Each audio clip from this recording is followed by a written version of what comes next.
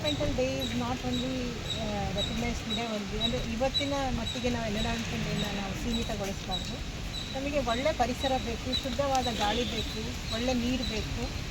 ಅದೇ ಥರದಲ್ಲಿ ನಾವು ಉತ್ತಮ ಗುಣಮಟ್ಟದ ಜೀವನವನ್ನು ಲೀಡ್ ಮಾಡಬೇಕು ಅಂತ ಹೇಳಿದರೆ Chamarajanagar is the right city ಅಂತ ನಾನು ಹೇಳ್ತೀನಿ. ಯಾಕಂದರೆ ಭಾರತದಲ್ಲೇ ಅತ್ಯಂತ ಕ್ಲೀನೆಸ್ಟ್ ಗಾಳಿ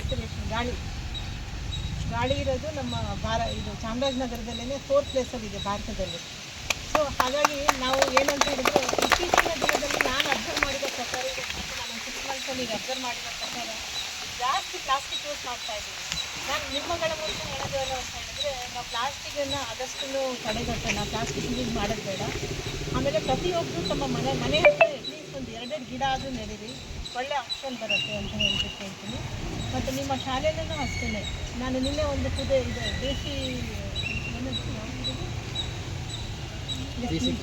ದೇಶಿಕೆರೆ ಅನ್ನೋ ಒಂದು ವಿಲೇಜಿಗೆ ಹೋಗಿದ್ದೆ, ನಮ್ಮ ಗೌರ್ಮೆಂಟ್ ಸ್ಕೂಲಿಗೆ.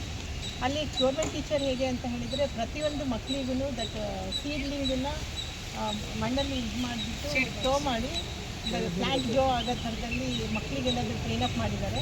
ಮತ್ತು ಅವರ ಶಾಲೆ ಸುತ್ತಮುತ್ತಲೂ ಒಂದು ಲಿಂಬೆ ಗಿಡ ಇರ್ಬೋದು, ಕರ್ಬೇವಿನ ಸೊಪ್ಪು, ಏನು ಮಿಡ್ ಡೇ ಮೀಲ್ಸ್ ಮಧ್ಯಾಹ್ನ ಊಟಕ್ಕೆ ಏನು ಮಾಡ್ತಾರೆ ಅಂತ ಹೇಳಿದರೆ, the what they will grow that one ಇಂದ ದೇ ಆರ್ ಯೂಸಿಂಗ್. ಇದೇ ಕಾನ್ಸೆಪ್ಟನ್ನು ತಮ್ಮಲ್ಲೂ ಮಾಡಿ ಅಂತ ಹೇಳಿಬಿಟ್ಟು ನಾನು ನಿಮಗೆಲ್ಲ ಹೇಳ್ಕೊಳ್ತೀನಿ. So that the children will know the value of the food also. ನಮ್ಮ ಪರಿಸರನೂ ತುಂಬ ಚೆನ್ನಾಗಿರುತ್ತೆ ಅಂತ ಹೇಳ್ಬಿಟ್ಟು ಅಂದ್ಕೊಳ್ತೀನಿ. ಆಮೇಲೆ